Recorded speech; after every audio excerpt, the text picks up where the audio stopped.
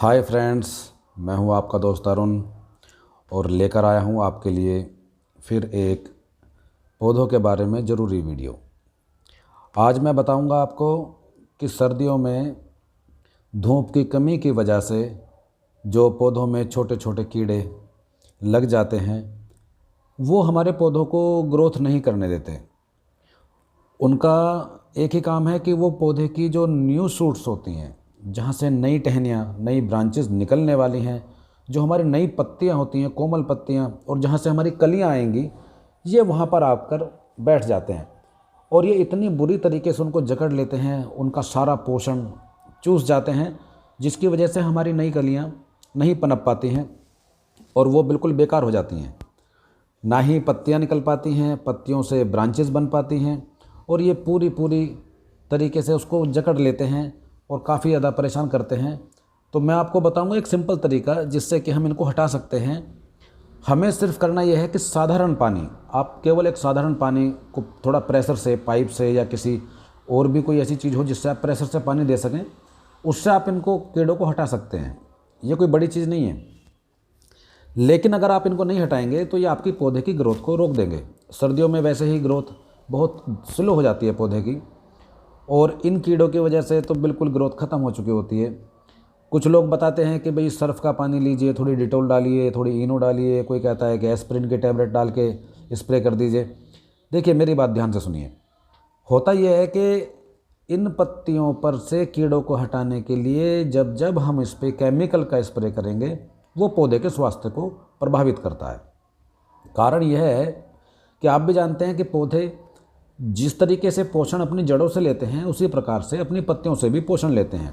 आपने कई प्रकार के एप्सम साल्ट हुआ, जैसे आप क्या करते हैं कि एप्सम साल्ट को पत्तियों पर स्प्रे कर देते हैं। उससे क्या होता है कि पत्तियां हमारी ग्रीन हो जाती हैं। वो माइक्रो न्यूट्रिएंट्स पौधों के लिए बहुत हेल्दी होता है।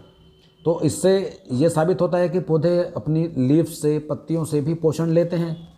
और आप ये जानिए कि अगर आप अपने पौधे की पत्तियों पर केमिकल का स्प्रे करते हैं, सर्फ का स्प्रे करते हैं, शैम्पू का स्प्रे करते हैं, या लिक्विड सोप जो लोग बताते हैं कि भाई किचन में इस्तेमाल होती है, आप उस लिक्विड सोप का इस्तेमाल कीजिए, उससे आपके पौधों में कीड़े हट जाएंगे। लेकिन आप ये भी तो सोचिए कि उस लिक्विड सोप से क्या होगा। पौधों की पत्तियों में जो छोटे छोटे महीन छेद होते हैं, जिन्हें रोम छिद्र बोला जाता है, पत्तियों की निचली साइड में, जहाँ से वो हवा लेते हैं, कार्बन डाइऑक्साइड ग्रहण करते हैं और उसके बाद ऑक्सीजन प्रोड्यूस करते हैं, उन पर अगर सर्फ की या डिश वॉश की कोई लेयर जम जाएगी, या फिर आप उस पर कोई हानिकारक केमिकल डाल रहे हैं, तो उससे होता क्या है कि पौधे का पोषण रुक जाता है। पौधे के अंदर जो केमिकल पहुंचेगा पत्तियों के द्वारा, वो उसको कहीं ना कहीं नुकसान पहुंचाएगा। तो आसान तरीका सबसे है कि आप हफ्ते में 2-3 बार केवल पानी के प्रेशर से उन पत्तियों को धो दीजिए और थोड़ा उंगलियों की सहायता से, हल्के हाथ से उनको आप थोड़ा रब कर दीजिए, मसल दीजिए। इससे होगा ये कि आपके पौधों से कीड़े भी हट जाएंगे, आपको कीड़े छुटकारा भी मिलेगा और पौधे पे कोई किसी प्रकार का हानिकारक केमिकल भी नहीं पहुंचेगा। अब आप देख सकते हैं कि किस तरीके से केवल टोंटी का पाइप, सिंपल पाइप, और पानी को दबा के थोड़ा प्रेशर के साथ हम उस पर छोड़ रहे हैं। आप देखिए धीरे धीरे सारे कीड़े वहाँ से हटने शुरू हो जाएंगे। ठीक है, बहुत छोटा कीड़ा होता है, ये पत्तियों को घेर लेता है। पानी का प्रेशर इससे बर्दाश्त नहीं होता, ये पानी के प्रेशर से हट जाते हैं। क्योंकि जो छोटी लीव्स होती हैं, आप उनको हाथों से नहीं मसल सकते।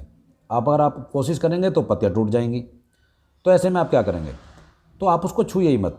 बड़ी पत्तियों को आप हाथ से हल्का रब कर सकते हैं पानी के साथ साथ, लेकिन जो छोटी पत्तियाँ हैं उनको आप सिर्फ और सिर्फ पानी का प्रेशर मारते जाइए, और आप देखेंगे बड़ी ही आसानी से ये कीड़े वहाँ से हट जाएंगे। केमिकल का प्रयोग मैं नहीं करना चाहता, क्योंकि मैं थोड़ा सा गार्डनिंग का शौकीन भी हूँ और मैं चाहता हूँ कि भाई मेरे पौधों में केमिकल ना पहुँचे। इनको नेचुरल तरीके से ग्रो किया जाए, नेचुरल तरीके से ही इनकी केयर की जाए और नेचुरल फूड इनको दिया जाए। वर्मी कंपोस्ट हुआ, लीफ कंपोस्ट हुआ, काऊ डंग कंपोस्ट हुआ, आप इनका इस्तेमाल कीजिए, बहुत अच्छा होता है पौधों के लिए। महीने में एक बार काफ़ी होता है, एक मुट्ठी खाद पौधे में एक महीने में। ये जो गुड़हल के पौधे हैं मेरे, इन गुड़हल पे पीले रंग का फूल आता है, पीली गुड़हल बोलते हैं इसको। ठीक है, ये कोई हाइब्रिड गुड़हल नहीं है, ये देसी गुड़हल है, लेकिन पीली होती है। ये गांव देहात में आपको देखने को मिल सकता है। इनको मैंने कटिंग से उगाया, केवल 2 ही कटिंग लाया था, दोनों कटिंग को मैंने इसमें गमले में लगाया और बहुत अच्छी बात थी कि दोनों ही कटिंग मेरी सक्सेस रही। अब काफ़ी ब्रांचेज़ हैं इसके अंदर। ये मेरा डबल चांदनी का पौधा, ये भी मैंने कटिंग से खुद अपने एक पौधे से कटिंग ली और सिंपल तरीके से गमले में लगा दिया। चांदनी का पौधा भी, क्योंकि इस पर भी वाइट कलर का बड़ा प्यारा फूल आता है, इस पर भी कीड़ों का, इंसेक्ट का खतरा लगा रहता है और इस पर आ जाते हैं। इसको भी हम साधारण तरीके से ऐसे ही धो देते हैं, इससे कीड़े हट जाएंगे। कीड़ों को हटाने के लिए आप हल्के हाथ से, ज़्यादा प्रेशर नहीं लगाना, वरना पत्तियाँ भी टूट सकती हैं। इसके अलावा ये भी एक फ्लावरिंग प्लांट है, गर्मी के सीज़न में फ्लावरिंग करता है। इस पे भी बहुत ज़्यादा कीड़े हो चुके थे, मैंने आपको दिखाया वीडियो के शुरू में। बहुत, मतलब पत्तियों को घेर लिया गया है, इतना ज़्यादा कीड़ा, इंसेक्ट का दुष्प्रभाव पत्तियों पे कितना होता है। इसमें छोटी छोटी कलियां मैंने आपको दिखाई थी, वो कलियां ग्रो नहीं कर पा रही हैं, वो फ्लावर नहीं बन पा रही हैं। कारण सिर्फ एक, क्योंकि सारा पोषण तो ये ले रहे हैं। आप पौधों को अच्छे से अच्छा पोषण देते हैं, लेकिन उस पर जब कीड़ा लग जाता है तो क्या करता है कि उसकी कोमल पत्तियों में बैठ जाता है और वहाँ से उसका पोषण चूसना शुरू कर देता है।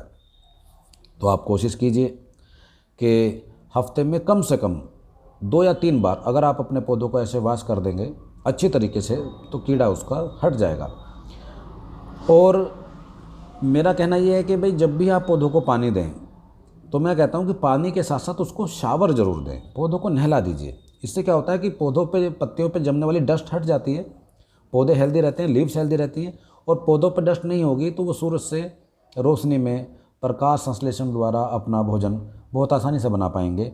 अगर पौधे की पत्तियों पर डस्ट होगी तो वो उस तरीके से काम नहीं करते। जिस तरीके से आप देखते हो सोलर पैनल पर अगर धूल जम जाती है तो सोलर पैनल भी बिजली बनाना कम कर देता है।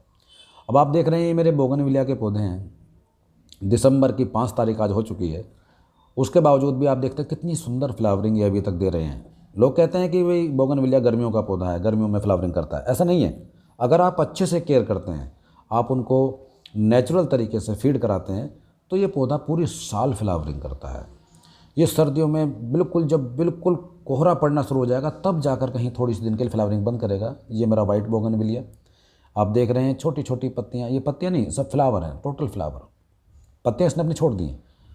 ये जैसे जैसे ये पत्तियाँ बड़ी होती जाएंगी, मतलब ये फ्लावर बड़े होंगे, इनमें कलर आना शुरू हो जाएगा। ये वाइट कलर की बोगनविलिया है, बहुत सुंदर फ्लावरिंग करता है, बहुत ही गुच्छों में फ्लावर ही फ्लावर, पत्तियाँ ही नहीं इसके ऊपर, 1-2 पत्तियाँ होंगी, आप देख रहे हैं।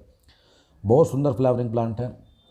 अभी दिसंबर में भी फ्लावरिंग दे रहा है, नई फ्लावरिंग शुरू हुई है। देखिए ये मेरा पिंक बोगनविलिया, ये मेरा डार्क मैरून, उसके अलावा उधर टॉर्च वाला बोगनविलिया है, और ये ऑरेंज बोगनविलिया।